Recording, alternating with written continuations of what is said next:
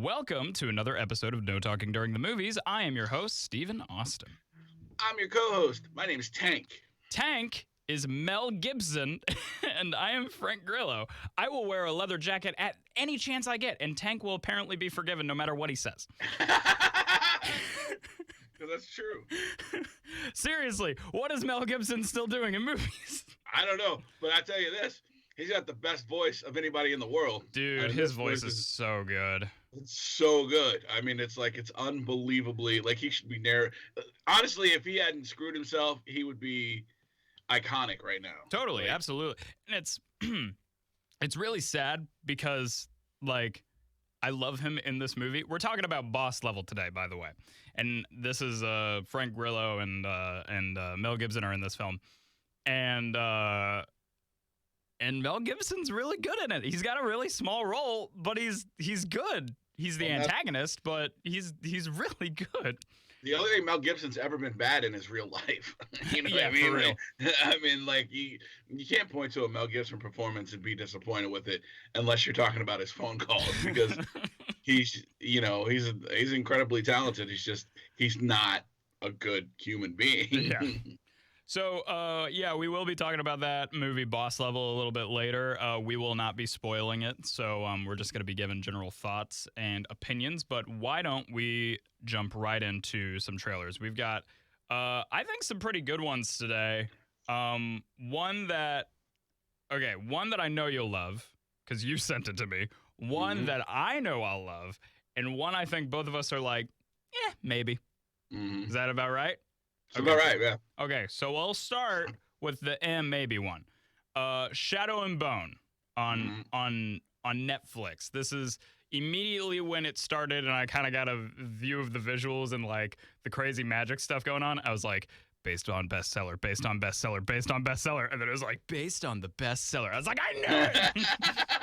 Only this would be like a it feels another one of those, like, preteen, like, we're trying to start our next Harry Potter again. Everybody wants the next Harry Potter, yeah. Everybody wants the next Harry Potter. What's the word, though, that the special magic person, was it like a light bringer? It's like the worst. It's so stupid. And then the dude from Westworld's in it, which I love him. I love that actor. And he's like, and I bring the darkness. And I'm like, oh no. Good. It's so funny. It's so funny, but it's not supposed to be. I'm like, thanks Netflix for your effort, but I'm good on this one. I'm gonna go ahead and set this one out. I'm sure plenty of people are going to love it. Well, I mean, it does have. I'm surprised you really kind of weren't into it, because it does have, like, a kind of an anime feel to it. Yeah, there was a lot about it that I was really into, like, especially, like, those monsters that suddenly, like, showed up in it, right. Like those weird dragon things. I was like, oh, that's kind of cool, and I liked the visuals that were in the trailer, and I was just like, yeah, this might be something I'm into, but it's not something I'm gonna, like, put on unless people are telling me you have to watch this. I'm probably not gonna check it out. You know what I mean? I get that. Sure. But you know what? I'm sure a lot of people are going to like it. It's just something that, as I was watching it, I was like, I don't think this is for me or Tank.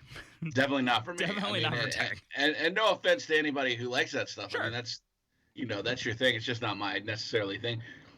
And sometimes I would go with a fantastical, and I'll do that sometimes, but it's not my typical lane. Yeah, I get that. Is that your fan going? Yeah, can you hear it? I'm sorry. Yeah, a little bit. The coffee got hot and got me all hot. The coffee got me hot and steamy. Hey, you know what, Tank?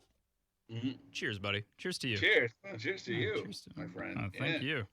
You got a lady, and I've got a... What the hell is this? A goose? Yeah, Wawa uses a goose. It's a goose. Okay, cool. Making sure. Okay, so we're going to talk about the movie I'm looking forward to. I thought we'd save the best for last, because I know you're really excited for this other film. The movie I'm looking forward to is called Spiral. Now, this is a continuation of the Saw franchise, but it definitely doesn't seem to be going for the straight-out horror. It seems to be going for more a thriller mystery vibe with Chris Rock and Samuel L. Jackson. Dude, I'm interested. I'm definitely interested, and I think you would be.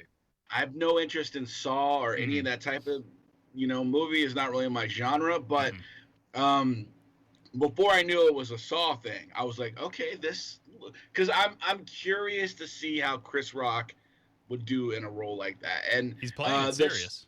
the story looks good, like Mm-hmm.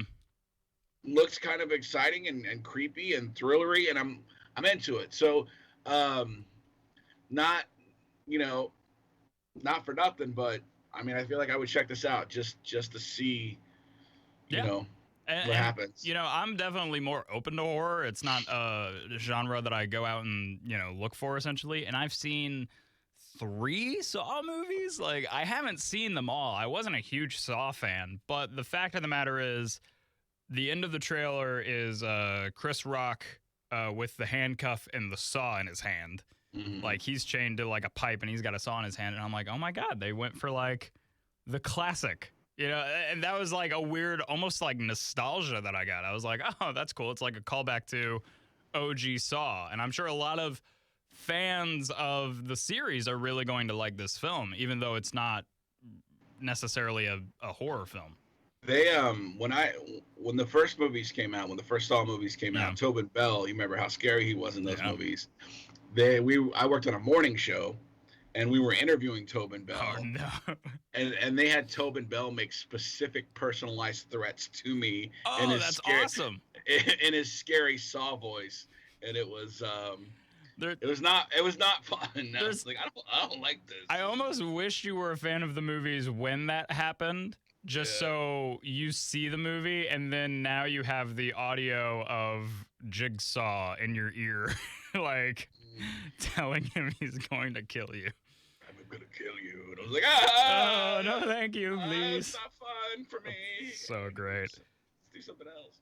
Oh, man. Yeah, it honestly looks great. Sam Jackson being in it too.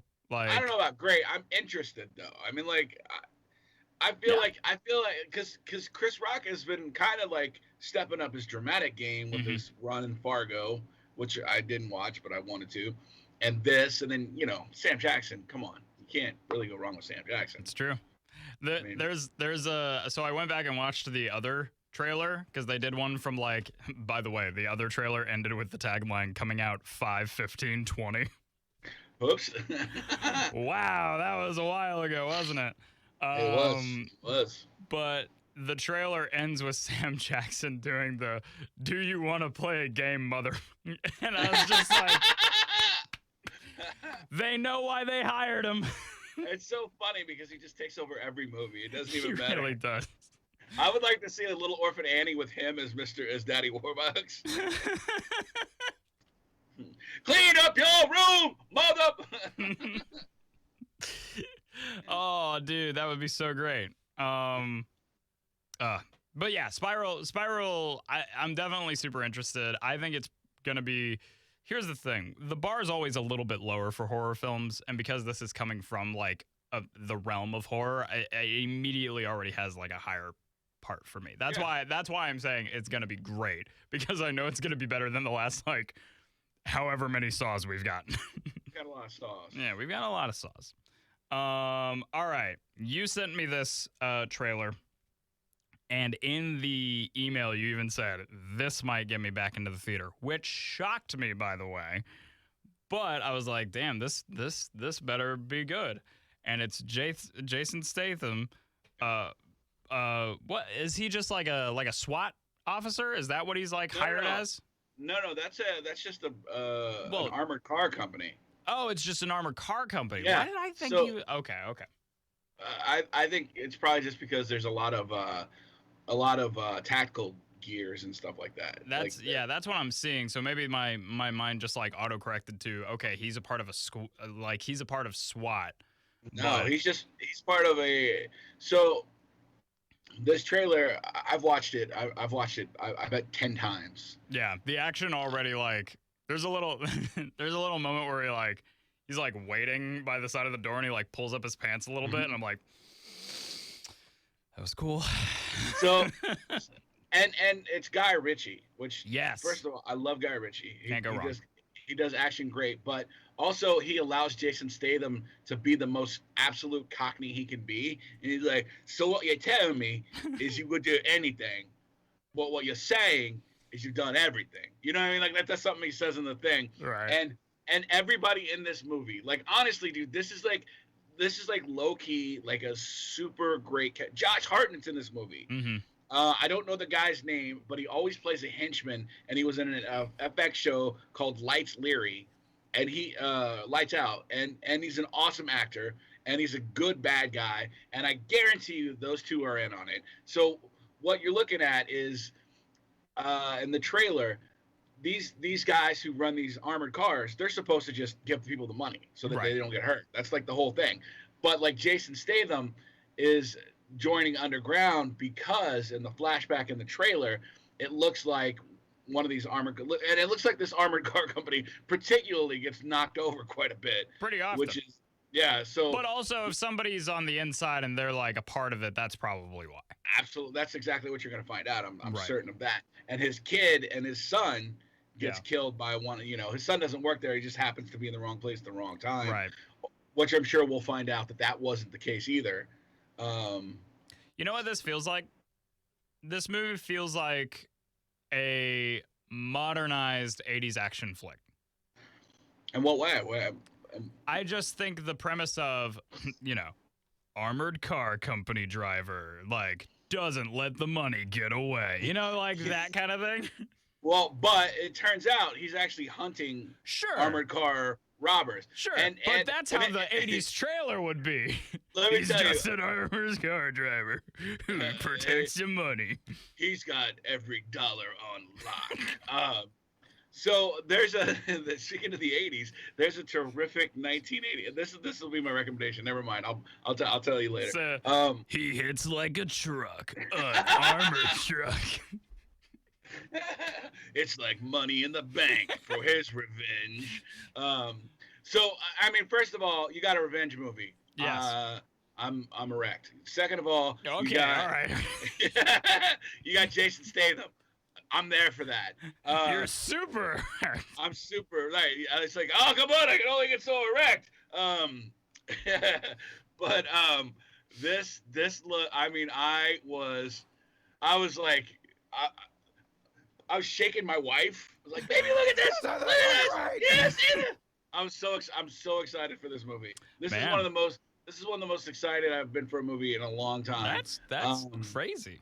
Just because I love Jason Statham and I love revenge flicks. You know what I mean? Yeah. It's the best, and this looks really awesome. Yeah. And I'm really excited for 8 months when it comes back to when it comes to On Demand, I can finally watch it. Well, you said it might get you back in the theater. I lie. I'm never going back to the theaters. Damn. It sucks too is we got a kid on the way, so that means I'll never get to watch a movie again. So, well, that's what baby earplugs are for, right? No, it's what a dream are made of. But I'm really stoked about this. I don't know. I mean, there's so many good actors in this movie, and Guy Ritchie. I'm a fan. You can't go wrong. That's great. I'm excited to see it too. It's so funny because I think a Twitter account that I follow was like, new trailer for Wrath of Man, Guy Ritchie's new film, and it just had Jason Statham on the poster, and I was like, all right, I'm sure it'll look good. And then the next day, you send me the email. This isn't getting me back in the theater. I'm like, all right, I guess this is gonna be it. I guess tomorrow too we're gonna get a new trailer for Toon Squad. Toon Squad, yeah, I'm excited to talk about that. That's it. Space Jam 2. Space Jam 2. I forgot the name of it too. And what's the tagline? I don't know. Revolutions? Nah. It's something silly. The next generation. Oh my god. I already forgot the name of it again. Space Jam, the next Toon Nation.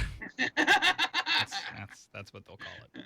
Part Toon. Oh, that's good. That's really good. That's actually not bad. Yeah. That's not bad at all. All right. Well, I think that's going to do it for trailers today. I'm excited to talk about Space Jam Tuna Nation next week. But for right now, I only got one news story for us today, and it's one that I wanted to get your opinions on. So what do you say we get into it, Tank? Let's do it. Let's hit it. All right. So the news story is basically just that Pixar employees have been talking about how demoralizing it is that their films specifically are going on Disney Plus without a premium charge. And I thought that was interesting because they're like, why does Rayla and the Last Dragon and Mulan get the premium charge and Black Widow get the premium charge stamp, but Soul and Luca is their other film that they were very excited to see get on the big screen.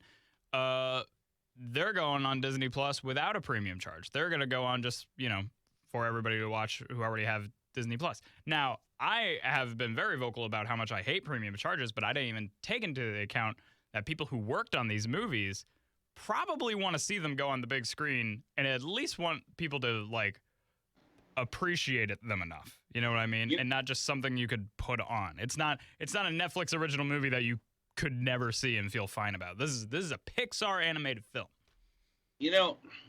First of all, when I got the email and it said Pixar employees being demoralized, I was picturing a manager stuffing a Woody up them. I thought it was going to be way worse. But touche. And I think in their world, I think that there is a definite line, and it's thick between motion pictures and TV and streaming. Right. And so while for us it may seem like a silly thing, but I think if you translated it to our world, it would be like, somebody putting our podcast on a platform that obviously nobody cares about, but sure. The reality is just as many eyes are going to go on it. You know what I mean? So that's true. Yeah. I don't know what the difference is. I don't know what the line is, because it seems like I thought Soul was a great movie, and I thought Mulan was a great movie. I didn't see enough of a difference in them that one would cost money and one wouldn't, because I honestly just waited for Mulan to come out, and I'm not going to pay for Raya. No, neither am I. But honestly, Pixar films have a certain quality about them. Just about every single one are kind of at a high standard where, Mulan could have done nothing and would have been garbage and people wouldn't have cared. Because it's just another live-action Disney film. It's a real hit or miss with those, blah, blah, blah, blah, blah. Right. Pixar, it's like they're at such a high standard, you'd almost expect Disney to charge for them. So it's kind of shocking when they don't. And I think that's where the employees are getting on there, where they're like, I would like my movie to be in theaters, for one thing, to be on the big screen. That's how that's how movies are intended to be made. It's how they'd probably want people to see them. And secondly, putting a price tag on something that could be a hit or miss and not putting a price tag on something that is probably going to be good is just kind of weird. Yeah. So I think that's where Pixar is coming from, or at least the employees are. I mean, I get it. I do. It's not the biggest deal in the world. No, and again, it's just a weird situation. I never thought we would be in this world where employees are upset that their movies are being viewed. Is Raya not a Pixar? Oh no, I guess Raya is Disney. That's Disney Animation. Yeah. That's obviously the difference. Is that Disney Animation is going to charge for their animated films? Well, and Pixar? both the things you mentioned are Disney versus Pixar. That is true. Pixar's a subsidiary. Disney's the main attraction. Right. So they're going to want I think that's just a business model thing more than anything else. Interesting. You know what I mean? I didn't even take that into account.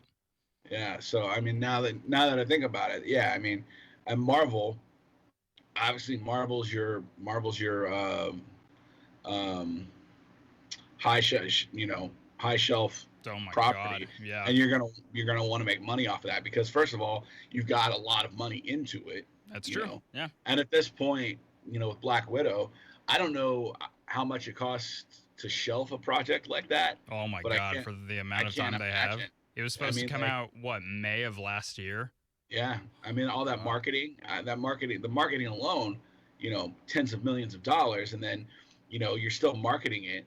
And it's funny, every other month they keep releasing a new poster for Black Widow, and all I'm thinking is how many pictures did they take I mean, clearly, like, they're gonna take a lot of pictures of her in the outfit and blah, blah, blah, blah. But I'm just like, it's really interesting to think that most of these pictures that they normally would do probably don't get used. But then in this situation, they're literally like pulling them to use them out of like the archives because they're like, well, we've been sitting on it for 10 months. Absolutely. There's no like no there's no way to measure how much, I mean, like what they've lost in this. You know what I mean? For Like, real. I mean, like, so they have to charge to get some money back for that. And they probably won't, by the way. Like No. they won't get all of their money back for this movie. No, there's no way they can. No. Not at this point. So no. And it's upsetting too, because it's like, at this point, this will be the movie that has been so deserving or like deserved to come out and stuff, because Black Widow has been a member of the Avengers since the first film, and then it's been like 10 years. It's 10 years next year since the first Avengers movie. That's crazy. I mean, that seems like a long time, but also when you're talking about the zeitgeist of culture, it seems like they've always been a part of it. You know what I mean? Like, sure. It's, I mean, like, so important to, especially motion pictures right now. Right. The, I mean, you're talking about 5 of probably the top 10 grossing movies of all time. Mm-hmm. Pretty crazy when you think about it, where it started anyway. Yeah, but I think, and then it's only been 10 years to develop that relationship with the movie going public. That's what I keep thinking when I remember that Avengers came out in 2012, and we're about to hit the 10-year anniversary, and I'm like, we got 3 more Avengers movies and a ton of movies in between all of them leading up to that, and the last one came out in 2019. How does that happen? That is a 7-year gap where they released so many. I'm like, damn, Marvel really cranked it out. 2020 was the year where we just kind of felt the void of like, so this is what it's like not to have Marvel. And it was certainly there. It was you could feel it. Yeah, for real. I felt like I was missing something entertainment wise. Yeah. So I get it. Like they've done an incredible job of ingratiating themselves into our lives to the point where it's like almost necessary as just part of our entertainment. Like it's just something you expect. It's like the way that people they would just watch Friends when it started back up for the new season because that's what you did. It's the same thing with a Marvel movie. You go see it. To their credit, they usually don't let me down. So yeah, that's true. And Marvel keeps doing it. And like Black Widow is a film I'm very, very much looking forward to. It's probably going to be the next film I see in theaters. Because by then I'll probably be, good to go into theaters and stuff. And I'll be excited to watch it. I'll probably pay for the premium. Just because it's part of the MCU. You kind of it's the MCU. Yeah, you kind of have to, which is a weird thing to say, but it's like I think I told myself if they released any MCU property for premium access, I'd probably pay it. Well, and also the with the shows and stuff like that, you never know what like kind of new information you're going to be getting. That's you true. know what I mean? Yeah.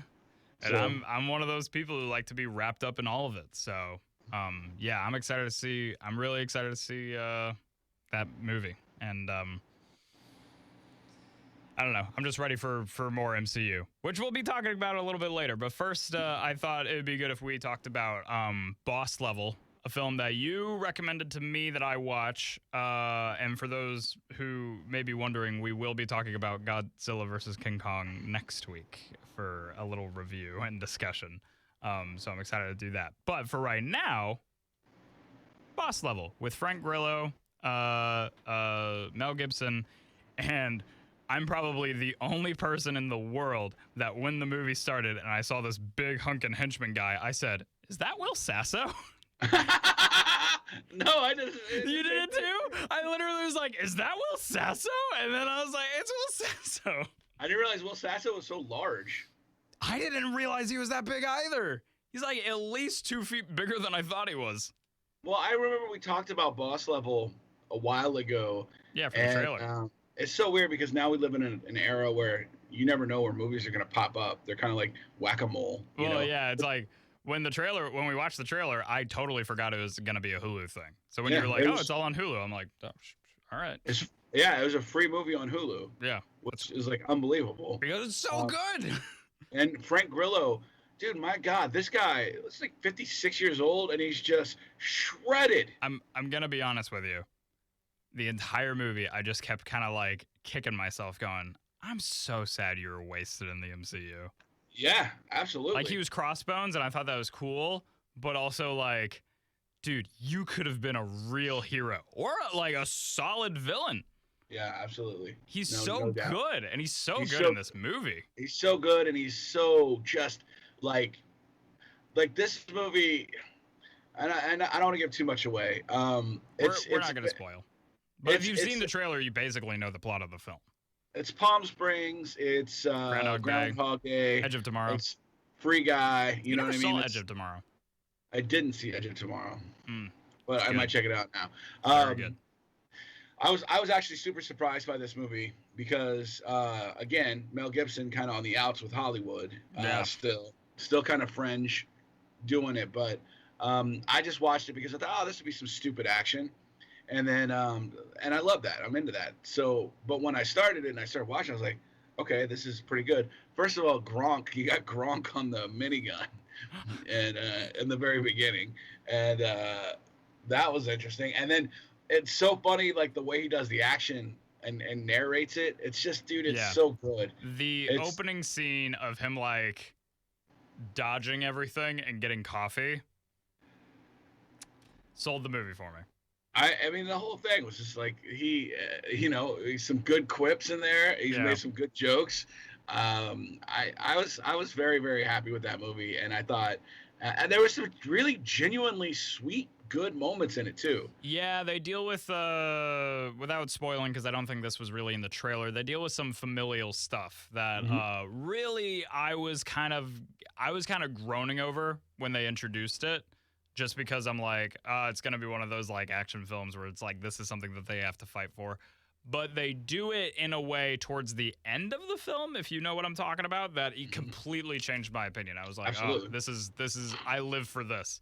And he says something like, I've done this like 12 times now. And I was just like, It's one of the biggest surprises I've ever had. Watching a movie. It's not the plot. I mean how good it was. Yeah, honestly, because I went in with pretty low expectation. Like all I knew is like it was gonna be Groundhog's Day and it was gonna have action, which already will sell somebody to see the film. But other than that, like I haven't seen Frank Grillo in much, so I was just like I said, like a low bar. I was like, okay, we'll see how it goes. This movie's so good.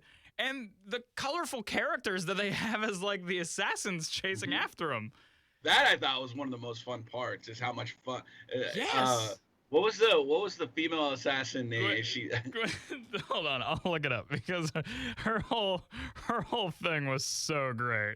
And I have done this to you, dude. That was amazing. Hold on, I'll find her name. It was so good. There was Guan Yin. I am Guan Yin, and Guan Yin has done this to you. And by the way, every time that she said that, like a fan started blowing her hair, and I'm like, this is so good. It's awesome, dude. It's like if Quentin Tarantino had a happy childhood. You know what I mean? Like, sure. It was awesome. And Grillo, dude, I love Frank Grillo. He's been in some he was in Warrior. He was in the Purge movies. The best Purge movies are with him. I always get confused with him and this guy from Spartacus. I'm trying to remember his name. Spartacus. What was the name of this actor? Because he was really good. Manu Bennett. Do you know Manu Bennett? I do not. Okay, I'm looking at his IMDb. He's in a lot of smaller stuff. Oh, he's in The Marine with John Cena. Look at that. Wow. But I always get those two confused because they both have the same like kind of build and kind of air about them. And when I started seeing Frank Grillo and stuff, I was like, good for it. Like I thought it was Manu Bennett. I was like, good for Manu Bennett getting work. Then I realized it was a completely different guy. Frank Grillo to me is like if Walton Goggins was obsessed with being at the gym. You know what I mean? Like, because he's that good kind of a character actor. Yeah. But he's also shredded. You know what I mean? Like, so he's just yoked out of his mind. Oh my God, the amount of times that they have him take off his shirt, and I was like, I get why they're doing it, because he looks good. If I had a body like that, I wouldn't wear a shirt. Yeah, I would just you'd go about being like, all right, this is just my life now. I would just wear a tie and no shirt. What's that great moment in the movie where he's like, can't you ever let me sleep in? This movie's so good. What was the other thing? My next question to you I was gonna have about the movie was would you consider this film a video game movie? No. I wouldn't either. It's not based on anything. Exactly. It's not based on anything, but definitely inspired by video games and video game tropes. It's very, very, like, I feel like we got a sneak preview of Free Guy, kind of. A little bit, yeah, because there was something about like the idea that you can't get past a certain part in a game. He says that in the movie. He says that right in the beginning, where he's like, he's trapped on a level or something. Like, it feels like you're trapped on a level in a video game, and I'm just like, yeah. And they really celebrate, I guess, like the culture and the tropes of video games and stuff like that, to the point where there is even like this little like esports tournament part in the film that's really fun. It's a really great part. I will say they make fun of this guy so hard, the guy behind the desk at the esports tournament, you know?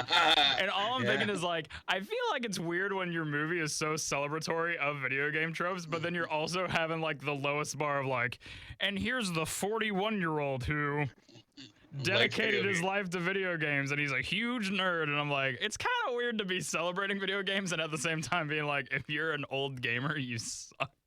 I felt attacked, by the way. Yeah, I was like, I thought it was a little weird. The whole thing really does kind of smack of the last level or the last mission in Grand Theft Auto games, because those last missions in Grand Theft Auto games are long, and there's and there's a lot, and you learn, like, every time you go through it, you're like, oh, there's a guy up there I gotta watch out for. So, I mean, it really does kind of have that vibe. Wait, I just thought of something because you brought it up. Does that guy behind the counter, like, at the esports tournament, like, if there was a live-action Lester from Grand Theft Auto 5. Oh, that's pretty good, that guy, right? I mean, he was dressed like Lester. He had a members-only jacket on, yeah. What was that, Childless by choice, bro. Whose choice?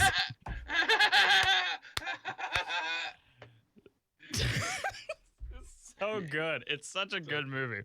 It's funny, it's action-packed, and it's got a great story, and I went in with pretty much, like, no expectations. And by the end of it, the ending, without spoiling anything, just the ending line made me go, yeah! Like, it's that good. Like, yeah, if you like any of those things, and you're okay with Mel Gibson as an actor, you're gonna enjoy this movie. I had to preference the as an actor thing because he's really good in the movie. Yeah, he's pretty great. Also, whenever I see Will Sasso, I can't help but think of that video. Did you ever see that video of him in the shower going, "I came from the hallway back in long ago"? You ever see that video? It's really funny. I want to send that to you after this, but every time I see Will Sasso, especially in this movie where he's trying to be like this menacing guy, all I can think of him is with a bubble beard in the shower. "I came from the hallway back in long ago." Can we talk about all the videos of guys in the shower that you send me? I do it pretty often, actually. Yeah. For those wondering, that's actually like every Friday at 3 p.m. Oh, we're actually getting close. Every Friday at 3 p.m. I send Tank. You'll get yours today, by the way. It won't be Will Sasso. That'll be an extra. All right, gotcha. All right, this bit's going on too long.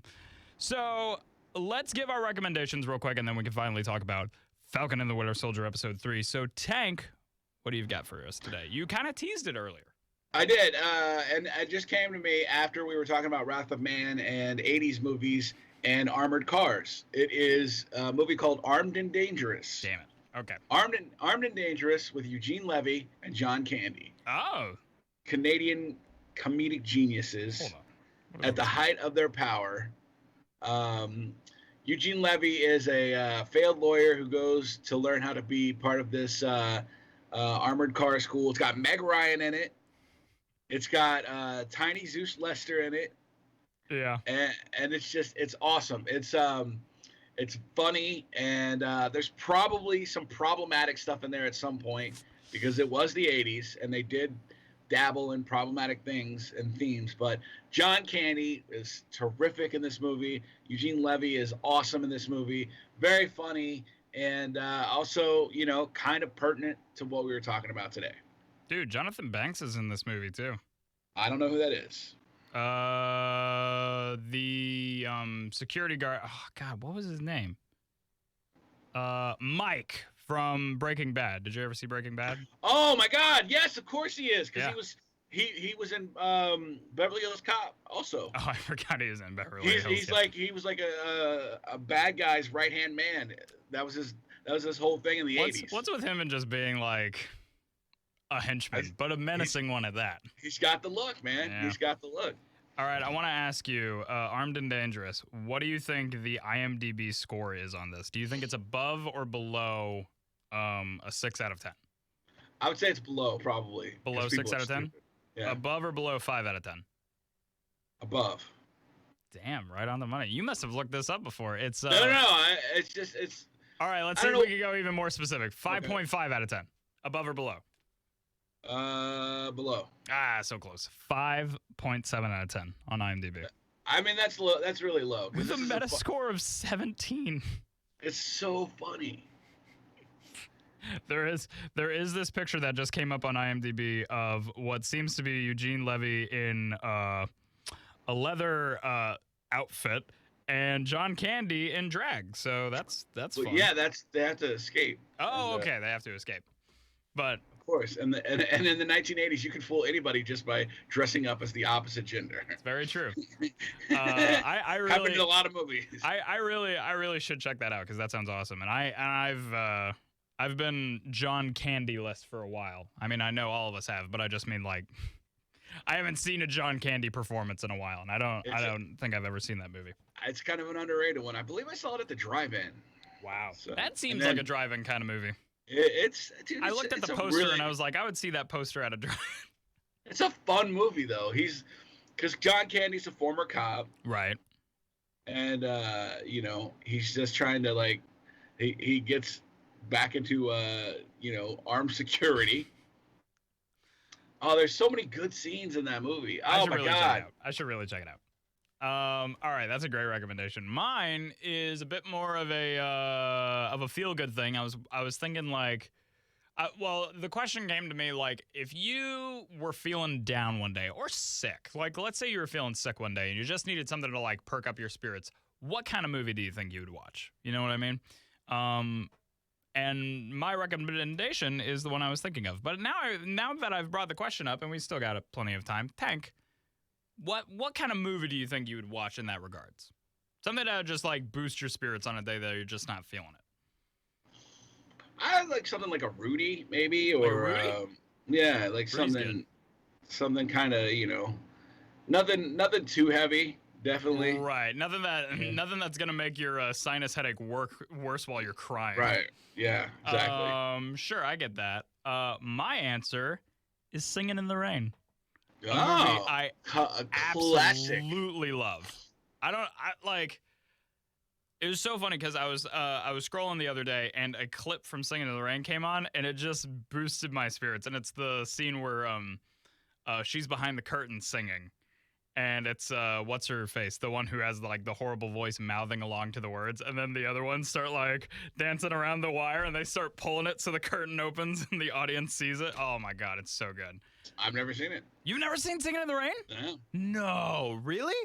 Never seen it. You have to see this movie. It's really good. It's supposed. Do you know the plot? I think it's like a guy in the rain, and then he starts to sing, right? Not exactly. Not exactly the plot. It's about like when moving pictures started to get sound. Oh, okay. So then they became talkies, and the whole premise of the film is like all of the main these main actors who just keep getting put in these films, they all have great speaking voice, except this one girl who literally talks like this, and she's like, "What's wrong with my voice?" Like, they don't allow her to speak to the press or anything. So then finally, when they start like trying to get her in talking pictures, they're like trying to teach her how to speak properly. And there's this fantastic scene of this speech coach being like, "Now repeat after me. I can't stand him." And she goes, "I can't stand him." It's so freaking good. And there's like great musical numbers, tap dancing. It is a fun film. And I promise you, if you watch it, you're just going to lift your spirits. It's so great. All right. That is feel good movie. That is like stew on a cold day. Like so good. All right. I cannot recommend that movie enough. But all right. What do you say we break into Falcon and the Winter Soldier episode 3? I like it. I like it a lot. So my question to you is, without spoiling, what did you think of the episode? I loved it. The show gets better and better each week. I don't know how it does it. I really don't.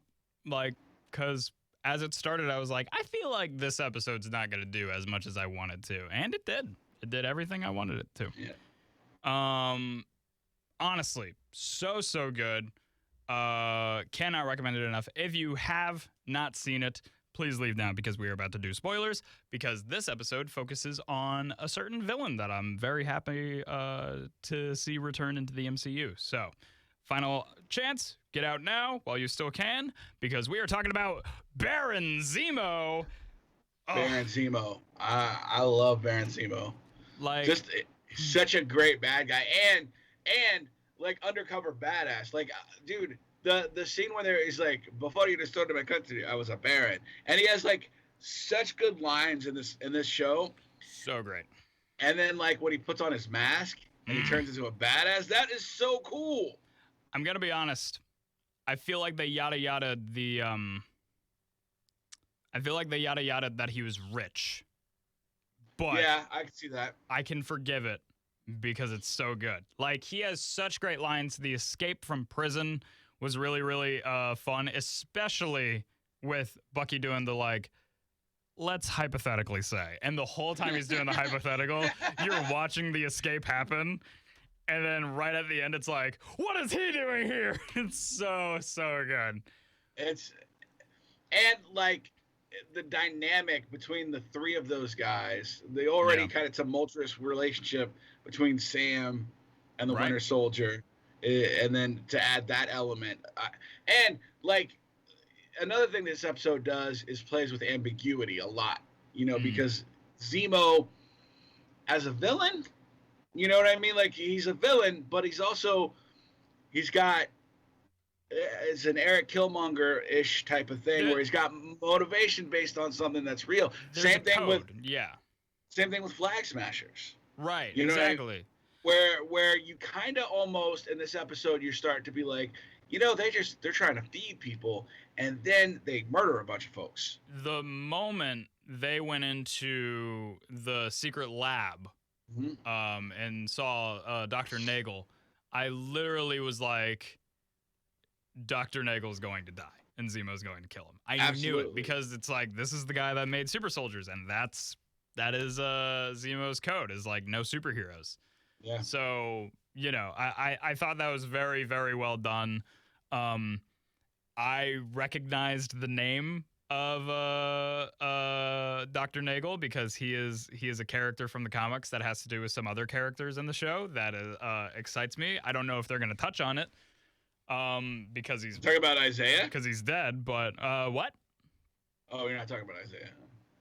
I don't know what you're talking about. I was blown away, man. This felt like a movie. It kind of felt, it had a very Black Panther vibe to it, with the way they did the lighting and the music. Yeah, I get that.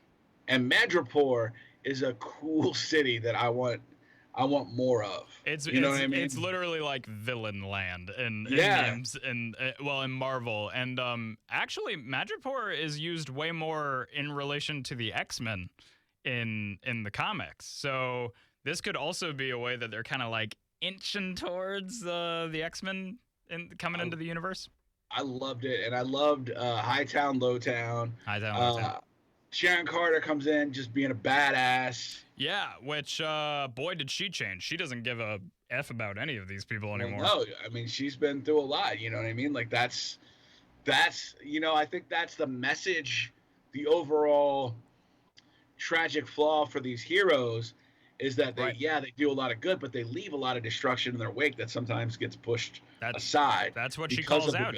She calls out the whole, like, I thought you were bigger. Or she says something along the lines of, like, I thought you were done with this whole superhero hypocrisy thing. And I was just like, damn, I didn't think Marvel was going to be getting into that. Like, the last time we were talking about this serious issues that have to talk about the consequences that come with being a superhero was Civil War. Yeah. Like, because every movie past that was just heroes doing hero stuff, and now this show really feels like Civil War 2.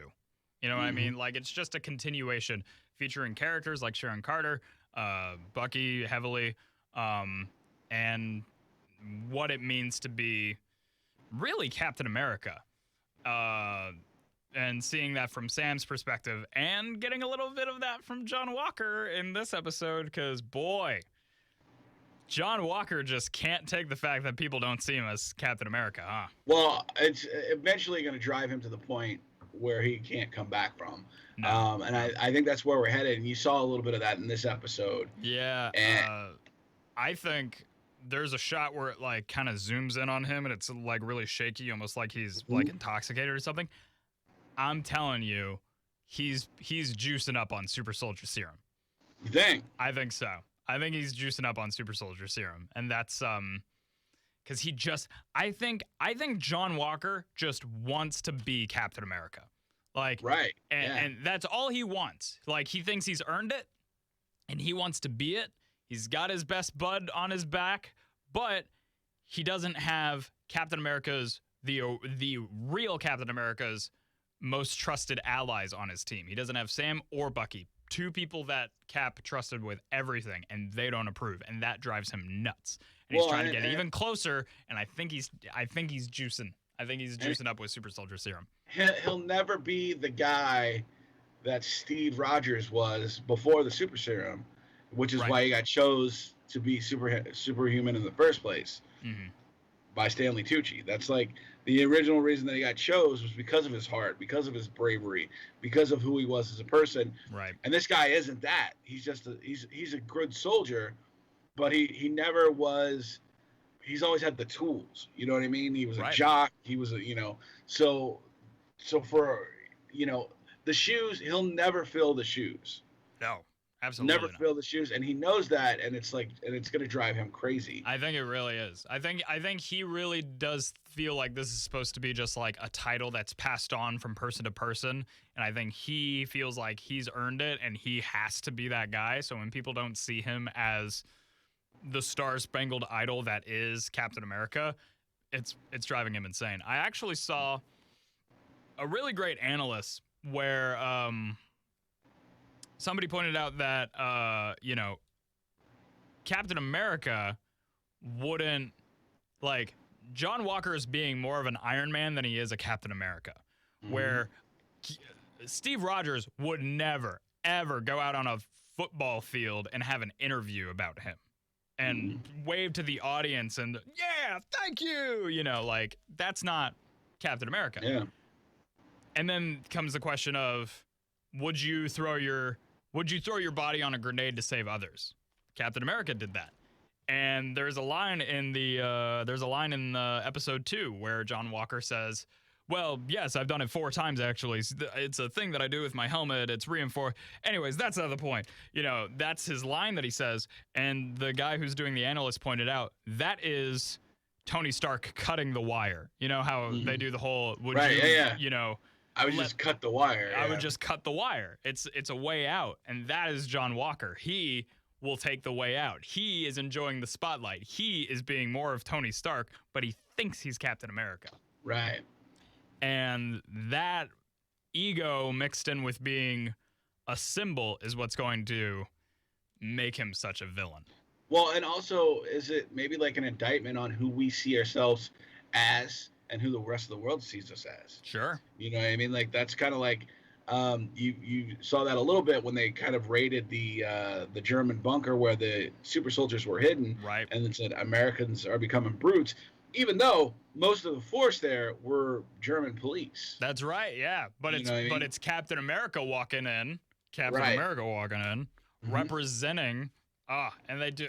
He spits in his space. Do you know who I am? Oh my God, he's so wrapped up in being Captain America, and he just like Steve Rogers probably did not care for that name, Captain America, but he was Captain America. You know what I mean? Right. He got saddled with it, so that's the name he goes about.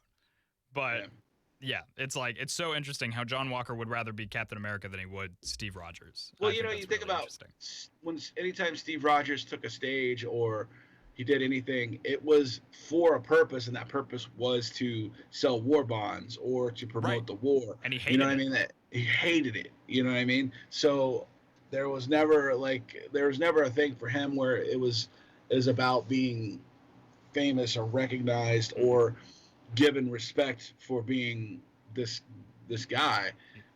Just a scrawny kid from Brooklyn who wants to do his part. He was doing his duty, and that's it.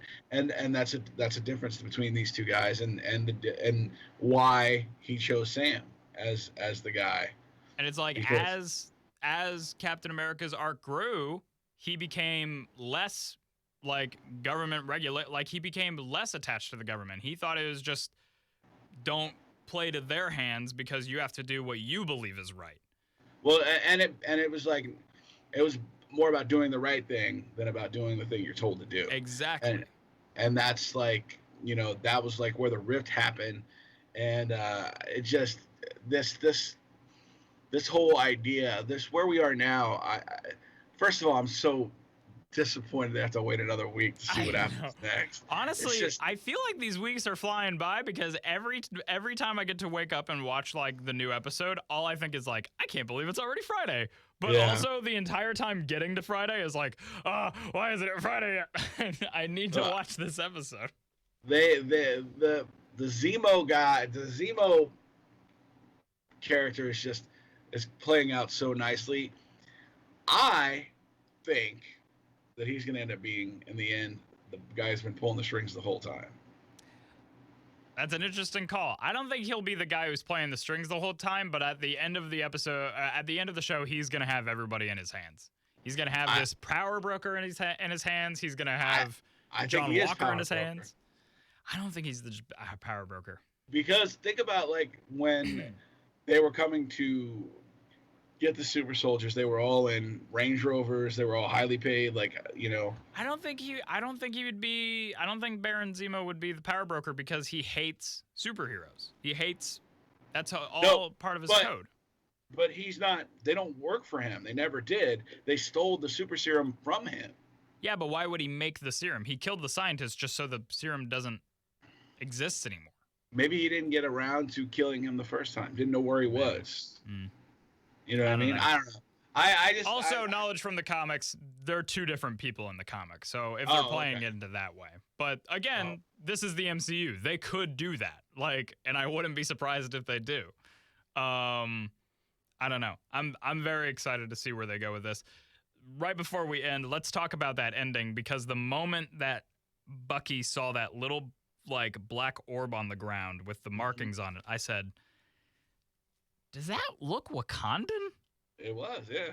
And then he saw more and more, and what do you know? It was one of the Wakandan soldiers here to kill Zemo, and I'm like, ooh, yay, we're getting some Wakandan action in this, and I did not think we were going to. That's so exciting. I don't know, man. I think that was like a great... Again, it sucks because it was the end of the episode, but I thought it was such a good cliffhanger. And it really is. And the thing is, the episode felt like it was serialized from Black Panther. Yeah. I felt like aesthetically the episode looked like that. Also, again, with the very poignant opinions about race in America that they did in this episode again. 100%. And this time, it's coming from a guy who sounds German to say that, Sam was dressed up Smiling Tiger. Which, yeah, for those who don't know, Smiling Tiger is like a joke villain in the Marvel comics. Like he sucks. So the fact that they like threw him in as a joke in this episode was fantastic. And so he says, I'm the only one that looks like a pimp. And then, Zemo points out only an American would think that a black man in fashion-forward clothing is a pimp. You know what I mean? That's like such an indictment on. It's just like, and a black guy said it. You know what I mean? Like, so that like makes it even more of an indictment of like in the discussion of race in America. Like it's so crazy. It's definitely a major part of the show, and I appreciate how heavily they're talking about it, because it's like it's very prevalent, and it's important, and the fact that the idea that there was a black super soldier, Isaiah, before, and he was hidden and shoved into the background, and that's what made Sam angry. Was not that this poor man's life. It was that this man was shoved in the background and nobody knows his name. Yeah. And oh my God, like they are just being so prevalent with it, and the scene right after that it's so important that they're talking about it, and the fact that they are is just so good. Well, I mean, Isaiah could have been the successor to Captain America, which they paraded around the country, showed him off, took care of him, gave him what he needed, blah blah blah. And this guy, instead of that, they locked him up. They did experiments on him. You know what I mean? Like, and that's saying something. And that again is like, here we are having this discussion in a comic book movie, and that or a comic book show. And I think that's like. I think the way they do that and the way they introduce it is so good. The other analyst that I saw was Sam gives up the shield because he doesn't feel like he's right for it, and they convince him to put it in the Smithsonian because it's the right thing to do. But then also they give it to this man because they know America will be more accepting of this man as Captain America and not Sam. And the fact is, say what you will about the universe of the MCU, but in real world, that would absolutely be the same case. And the fact that that's true is heartbreaking. And you're talking about Sam, who is an Avenger. You know what I mean? A guy that participated in saving the world. Yeah.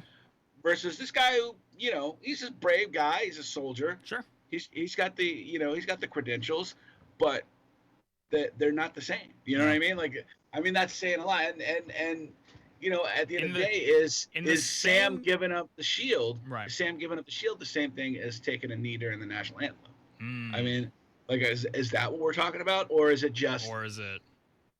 Is it just personal not feeling good enough? Is it personally not feeling like you'd be accepted? Is it? There's we're gonna be exploring a lot of that. And honestly, I wish this show had 155,000 episodes because it is so good every time. The action is great. Even they didn't have not a ton of action in this episode.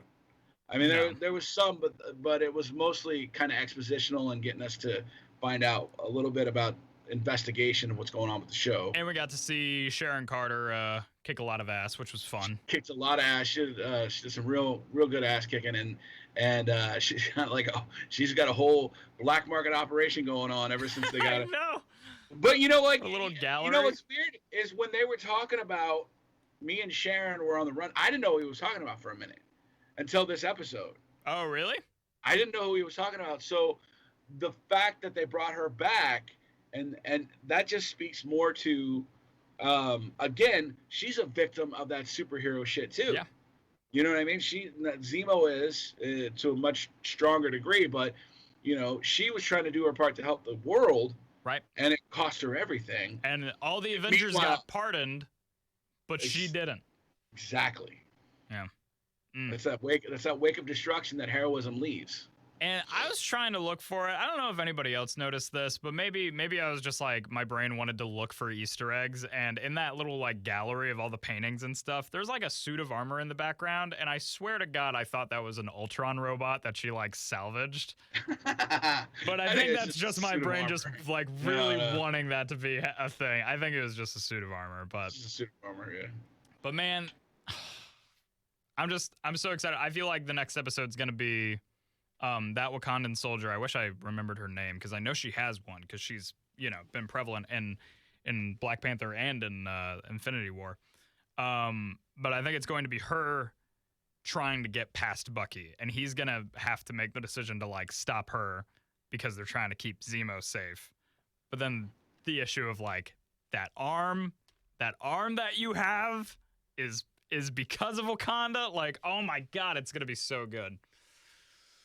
I'm so excited. Me too. This show's so good. So good. And I'm very excited to keep talking about it. But we will talk about it more for episode 4 next week. I'm trying to remember how many episodes they said this show is. I thought it was only 6. 6? Oh my God, I hope not. I mean, I just want it to go on forever, like you said. Yeah. Hold on, let's see. 6 episodes? No.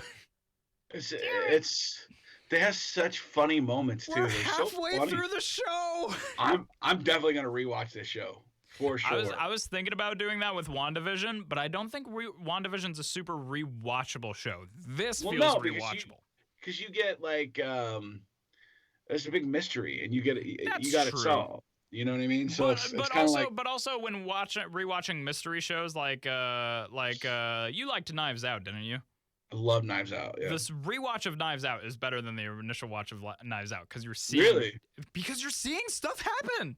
You can see all the moving pieces because you know exactly who's who and who's doing what. I like it. So maybe it's the same thing with WandaVision. I should give WandaVision another rewatch, but I know I will with Falcon and Winter Soldier. It's already proving to be some of the best MCU we've gotten in a long time. No doubt. And wait.